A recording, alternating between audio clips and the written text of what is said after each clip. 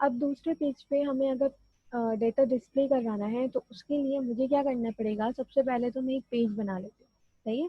और इस पेज को हम सेव करवा लेते हैं, जैसे कि मैंने यहाँ पर माय फाइल्स में पेज 11 करके किया था, मैं यहाँ पर कर रही हूँ पेज 22.php। ये हो गया मेरा एक पेज और मेरे पास क्या होगा, दो पेज। अब मुझे क्या करना है, दूसरे पेज पे शो कराना है, तो पहले हम इसको क्या करते हैं, HTML का स्ट्रक्चर यहाँ पे क्या करवा लेते हैं, इंपोर्ट करा लेते हैं। और अब देखो यहाँ पर क्या करूंगी मैं, जो दो चीजें चेंजेस करनी है वो क्या। अब एक्शन देखो मुझे कहाँ चाहिए, मुझे इस वाले पेज पर चाहिए, कौन से वाले पे, पेज 22 के ऊपर मुझे इसका सारा डेटा चाहिए। किसका सारा डेटा, फॉर्म का सारा डेटा। तो मैं यहाँ पर अब जो मेरा एक्शन होगा वो 11 नहीं होगा, मतलब जिस पेज के ऊपर भी चाहिए उस पेज का नाम होगा। मैंने जो पेजेस के नाम सेव करे हैं वो पेज 11 और 22 के नाम से सेव करे हैं, इस वजह से मैंने यहाँ पर इसको ऐसे लिखा है। अब देखो इस फॉर्म का जितना भी डाटा है, मैंने क्या कहा, मुझे दूसरे पेज पर नजर आना चाहिए। अभी क्या हो रहा था, आपके पास एक ही पेज पर नजर आ रहा था। एक चेंजेस आपको क्या करनी पड़ेगी, ये करनी पड़ेगी। दूसरी चेंजेस क्या होगी कि यहाँ से ये जो PHP का मैंने कोड लिखा है इसको मैं कॉपी करती हूँ और यहाँ पर आके मैं इसको क्या कर देती हूँ, ब्लॉक कमेंट कर देती हूँ। मतलब यहाँ पर क्या करूँगी मैं, इसको कमेंट बना देते हैं। कमेंट बनाने के लिए ये बन नहीं रहा है, चलो इसको हम खुद से बना लेते हैं, कमेंट स्लैश स्टैटिक।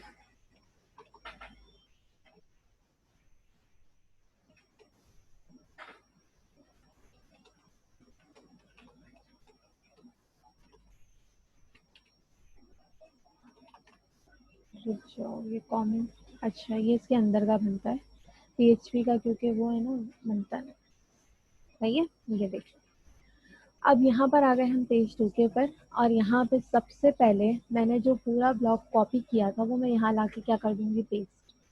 कोई काम नहीं किया, मैंने क्या करा है कि सबसे पहले जाके मैं अपने फॉर्म का एक्शन चेंज किया, क्योंकि मुझे अब फॉर्म के जो इनपुट की चीजें थी वो मुझे कहाँ चाहिए थी, दूसरे पेज के ऊपर। मतलब मुझे अब इस पेज पर नहीं चाहिए, दूसरे पेज पे। जो भी दूसरा पेज हो उसी का नाम यहाँ पे लिखिएगा। मेरे पास जो मेरा पेज था वो मैंने पेज 22 के नाम से सेव किया था। अब इसको क्या करते हैं हम, सेव। और अब आ जाते हैं अपनी एप्लीकेशन के ऊपर, तो यहाँ पर आके इसको मैं यहाँ पे क्या करती हूँ, रिफ्रेश। अब देखो मैंने रिफ्रेश किया और मैं वापस से आके मैं अपना सारा डाटा क्या कर देती हूँ, इनपुट, और ये मैंने लगाया इनपुट के ऊपर क्लिक, और मैंने इसको किया लॉग इन। जैसे ही मैंने लॉग इन किया तो यहाँ पर देखो नेक्स्ट पेज खुल गया, सही है, पेज 22 खुल गया और आपके पास क्या आ गया, सारा डाटा आ गया। अब देखो ये यहाँ पर आ रहा है, सही है, कहाँ पर आ रहा है, ये यहाँ पर आ रहा है, लेकिन मेरे पास इस जगह पर शो नहीं हो रहा। तो शो क्यों नहीं हो रहा है इसको हम देख लेते हैं। एरर आ रहा था तो हम पेज को सेव कर लेते हैं, पेज को सेव करने का मेरा मसला था। अब आके यहाँ पर मैं क्या करती हूँ कि मैं यहाँ पर आके पेज 11.php, ये मैंने एंटर किया।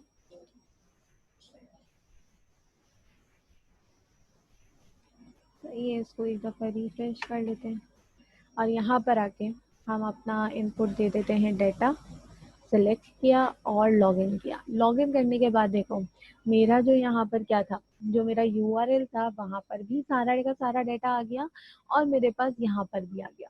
तो ये चीज मेरे पास क्या है, गेट रिक्वेस्ट का काम। गेट क्या करता है, मैं बार बार बता रही हूँ कि यहाँ URL में सारा डाटा लेकर आता है। अब हमने एक दूसरी चीज भी पढ़ी थी, जो हमने कहा था कि एक मेथड होता है गेट और एक होता है पोस्ट।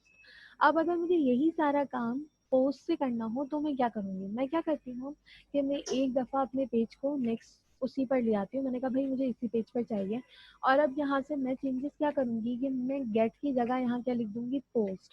अब देखो मैंने क्या करा है, गेट की जगह पोस्ट किया है। तो मैंने क्या बात कही थी कि जब आप मेथड गेट यूज करते हैं तो सब चीज़ों में क्या आता है, यहाँ पर गेट आता है। मगर अब मैंने क्या यूज कर लिया, यहाँ पर पोस्ट यूज कर लिया। तो अब मुझे सब जगह क्या करना पड़ेगा, पोस्ट करना पड़ेगा, अदरवाइज ऐसा नहीं होगा। जैसा नहीं होता कि आप यहाँ पोस्ट का मेथड यूज करें और यहाँ आप गेट से ले लें। गेट क्या करता है, URL से लेके जाता है, और आपके पास पोस्ट क्या करता है, कुछ हिडन टेक्स्ट की फॉर्म में सेव कर लेता है। तो मैं यहाँ पे क्या करती हूँ, जहां जहां मेरे पास गेट था वहां वहां जाके मैं इसको क्या कर देती हूँ, पोस्ट कर देती हूँ।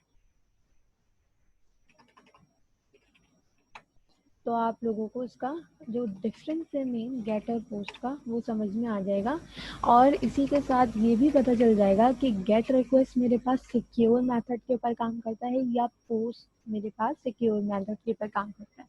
मैंने क्या चेंजेस करी, मैंने जहाँ जहाँ गेट था वहाँ वहाँ पोस्ट किया, और जो मेरा फॉर्म का मेथड था गेट, उसको मैंने क्या कर दिया पोस्ट। और अभी मैंने देखो अपने इसी पेज का नाम लिखा है, इसी पेज के नाम से मुराद जिस पेज पर मैं अभी हूँ मैंने उसी पेज पे काम किया, मैं दूसरे पेज पर नहीं जा रही। तो अब यहाँ पर आके हम अपने पेज को एक दफ़ा रिफ्रेश कर लेते हैं, और मैं यहाँ पर अगेन इन्फो दे देती हूँ, this one on then login. तो अब देखो इसने क्या करा, पोस्ट में यूआरएल में कोई चेंजेस नहीं हुई, सही है, यूआरएल मेरा वैसी का वैसी है, लेकिन जो मैंने डेटा दिया था वो मुझे यहाँ पर रिट्रीव हो रहा है फिर। तो इसका क्या मतलब है कि जब भी हम पोस्ट रिक्वेस्ट के ऊपर काम करते हैं तो पोस्ट एक सिक्योर मेथड है कि आप वहाँ पर अगर पासवर्ड वगैरह भी इनपुट ले रहे हैं यूज़र से तो आपका जो पासवर्ड है वो यहाँ यूआरएल में शो नहीं होगा कभी भी, सही है। लेकिन जो आपका डेटा है ना वो डेटा डेटाबेस में जाएगा भी, वो वेब सर्वर से रिट्रीव भी होगा, और सारी चीज़ें होंगी जो एक नॉर्मल फॉर्म में काम करते हैं। तो गेट और पोस्ट में जो मेन डिफरेंस आपको क्या पता चला कि गेट आपके पास यूआरएल में डेटा के थ्रू सेंड करके रिट्रीव करता है, लेकिन जो पोस्ट मेथड है, पोस्ट मेथड क्या करता है आपके पास हिडन फील्ड्स में या हिडन फॉर्म में डेटा को लेकर उसको क्या करता है आपके पास इनपुट यहाँ पे शो करवाता है। तो मेरे पास देखो यहाँ पर क्या हो गया, मेरा डाटा शो हो गया और मेरी जो यूआरएल थी वो वैसी की वैसी ही है, यूआरएल में कोई चेंजेस नहीं हुई। अब इसी के साथ अगर मुझे क्या करना है वही सेम काम कि मुझे दूसरे पेज पर चाहिए, सही है, मुझे इस पेज पर नहीं चाहिए, मुझे क्या चाहिए दूसरे पेज पर चाहिए। तो मैं क्या करूँगी, तो सबसे पहले तो मुझे यहाँ पेज का नाम स्पेसिफाई करना होगा, क्योंकि हम क्या कहते हैं एक्शन का कि फॉर्म की क्लिक होने के बाद, बटन क्लिक होने के बाद जिस भी फॉर्म पर आप डेटा सेंड करेंगे उसका नाम यहाँ पर आना चाहिए विद एक्सटेंशन। तो मेरी एक्सटेंशन लगी हुई है, मैं यहाँ पर क्या कर रही हूँ, पेज का नाम चेंज किया, और मैं यहाँ पर क्योंकि मुझे वहाँ दोबारा से चेंजेस करनी पड़ेगी तो मैंने इसको यहाँ से कॉपी किया, दूसरे पेज पर गई और इसको पहले क्या कर लेते हैं, हम बना लेते हैं कमेंट, और अब मैं जाके यहाँ पर पेस्ट कर देती हूँ एंड देन सेव। अब देखो क्या करेंगे, दोबारा से सेव कर लो क्योंकि लास्ट टाइम भी हमने सेव नहीं किया था। यहाँ से भी इसको कमेंट बना लेते हैं, जो कि अब मुझे इस पेज पर नहीं चाहिए, मुझे सिर्फ किस पेज पर चाहिए, दूसरे पेज पर चाहिए। तो मैंने इसको यहाँ पर आई और इसको आके मैंने करा इसको रिफ्रेश। अच्छा, लाइन नंबर 46 पर एरर है, सही है, ये वाला एरर है, ये इसको हम कमेंट बना देते हैं, कमेंट सेव करो, अगेन यहाँ पर आओ और पेज को रिफ्रेश करो। इसी के साथ अगर मैं दोबारा से इनपुट दूं तो यहाँ पर इनपुट देने के बाद देखो लॉगिन करेगा, देखो पेज कौन सा आ गया मेरे पास, पेज 22, लेकिन जो इन्फॉर्मेशन थी वो मेरी वैसी आ रही है, मैंने यही सारी इन्फॉर्मेशन दी थी, फर्स्ट नेम में ये दिया था, लास्ट नेम में ये दिया था, सिटी में यही दिया था और जेंडर में ये दिया था। तो इसका क्या मतलब है कि आपके पास पोस्ट मेथड एक सिक्योर मेथड है जो काम करता है आपके पास एक जगह से या मल्टीपल पेजेस पर इंफॉर्मेशन लेके जाने के लिए, सही है। ये गेट भी करता है और पोस्ट भी करता है, दोनों क्या करते हैं वहाँ पर कि आपके पास सर्वर के पास प्रोसेस करता है और सर्वर से क्या करता है आपकी चीज़ों को लेकर आता है। अगर हम इसकी थोड़ी सी थियोरेटिकल चीज़ों के ऊपर आगे बढ़ें तो थियोरेटिकल चीज़ों में क्या है हमारे पास कि जो हमने अभी तक जो काम किया वो सारी चीज़ें यहाँ पर लिखी हुई है। क्या कर रहा है कि HTML हैंडलिंग फॉर्म क्या किस तरीके से इंफॉर्मेशन पे काम करता है कि यूजर इंफॉर्मेशन देता है जिसके थ्रू HTML फॉर्म में, और आपके पास क्या करता है सेंड कर देता है किसको, वेब सर्वर को। वेब सर्वर क्या करता है आपके पास कि आपकी PHP की स्क्रिप्ट को चलाता है, सही है। हमने जो काम किया कि वो इंफॉर्मेशन लेने के बाद क्या कर रहा है PHP के ऊपर जा रहा है और ये चेक कर रहा है कि बटन के ऊपर क्लिक हुआ है तो क्या करो इंफॉर्मेशन को प्रोसेस करो, या क्या करो उसका जो आउटपुट है उसको बैक करो, सही है। देन इसी के साथ हम क्या यूज करते हैं भाई, फॉर्म के लिए तो हमने फॉर्म के टैग यूज करे, एट्रीब्यूट्स के लिए हमने एक्शन, एक्शन दो चीजें थी फॉर्म के अंदर, एक आपके पास क्या था एक्शन का टैग, ये रहा एक्शन का टैग, और एक आपके पास क्या था मेथड, सही है। तो यही चीजें यहाँ पर क्या लिखी है वही काम लिखा है जो हमने अभी सब कुछ प्रैक्टिकली करके देख लिया है, वही सेम चीज़ है। मेथड में हमने दो टाइप्स देखे, दो प्रोटोकॉल्स के मेथड देखे, एक हमने देखा गेट और एक हमने क्या देखा, पोस्ट मेथड देखा। इसी के साथ गेट मेथड क्या करता है, गेट मेथड ये कह रहा है कि भाई direct web browser to send encoded user information to process agent. मतलब क्या कर रहा है कि जो आपके वेब ब्राउजर में जो है वो डेटा सेंड करता है यूजर की इंफॉर्मेशन, ताकि आगे जो है वो क्या कर सके, उसको प्रोसेस कर सकें। और जो इनकोडेड इंफॉर्मेशन होती है हमने देखा वो स्टार्ट किससे होती है, क्वेश्चन मार्क से, अगर आप लोगों को याद हो, या मैं इसको अगर गूगल खुला हुआ होगा तो ये यहाँ पे देखो, कुछ इस तरीके से हमारी भी सोर्स बन रही थी।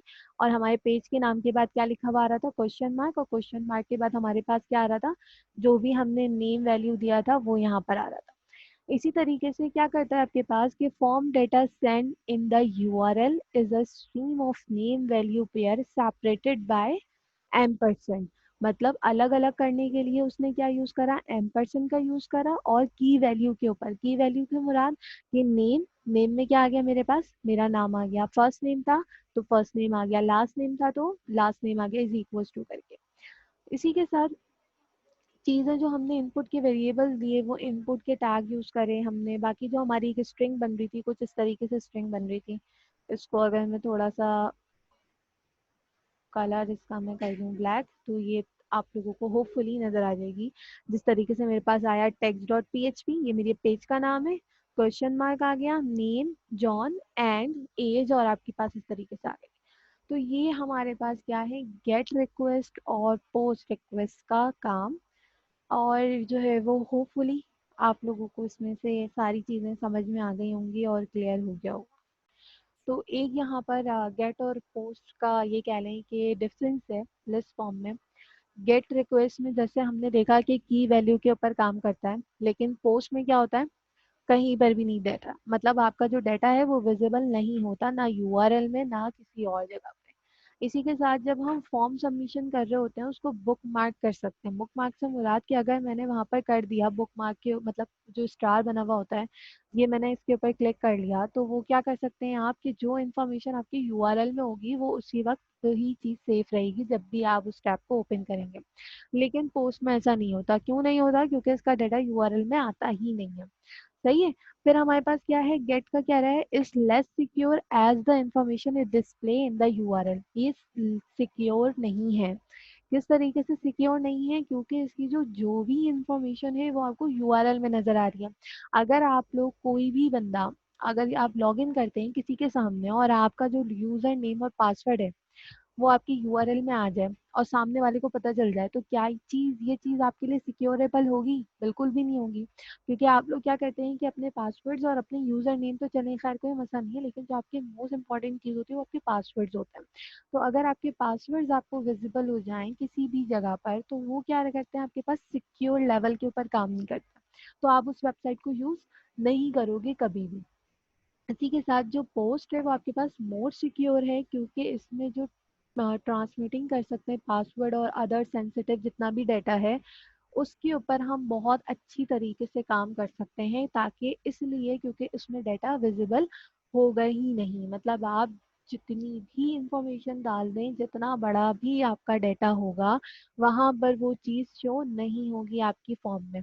फिर हमारे पास क्या है कि गेट का साइज क्या होता है, लिमिटेड होता है। लिमिटेड से मुराद, क्योंकि ये सारी की सारी इंफॉर्मेशन यूआरएल पे लेके जाता है, तो ब्राउजर अगर मेरे पास बड़ी यूआरएल बन रही है और मेरा फॉर्म कोई तकरीबन कोई 25-30 फील्ड्स के ऊपर है, तो वो आपका ब्राउजर की जो लिमिट है वो क्रॉस हो जाएगी यूआरएल बनने की। लेकिन इसमें कोई लिमिटेशन नहीं है, क्योंकि इसमें यूआरएल में कोई भी चीज नहीं नजर आ रही होती। एंड द लास्ट क्या कह रहा है कि this method is mainly use for displaying data such as searching, sorting and pagination.